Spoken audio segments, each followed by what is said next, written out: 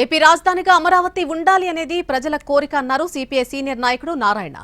మద్రాస్ నుంచి బయటకు వచ్చినప్పుడు కూడా విజయవాడ క్యాపిటల్ గా ఉండాలని తమ పార్టీ చెప్పిందని గుర్తు చేశారు. వైసీపీ రాజధానిని 3 ముక్కలు చేయాలని చూస్తుందని మండిపడ్డారు నారాయణ. అమరావతి రాజధాని అనేది ప్రజల కోరిక.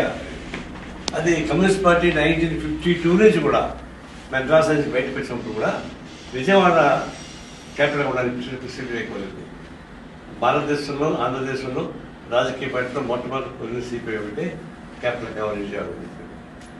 సంతోషం. అయితే విచిత్రం ఏంటంటే ఈ వైసీపీ పార్టీ నాకు విచిత్రం కనిపిస్తాం.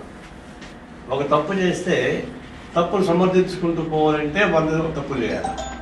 నేను ఒక తప్పు నుంచి వెనక్కి పోతే ప్రాబ్లం ఉంది.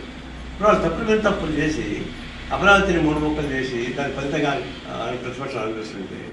ఇప్పుడు పార్లమెంటు ఆమోదించడానికి కూడా దాన్ని పేచి పెడుతున్నారు, బైకట్ చేశారు. అసెంబ్లీకి రాకుండా పెట్టారు, పార్లమెంట్ బైకట్ చేశారు. ఇది విచిత్రంగా ఉంది పరిస్థితి.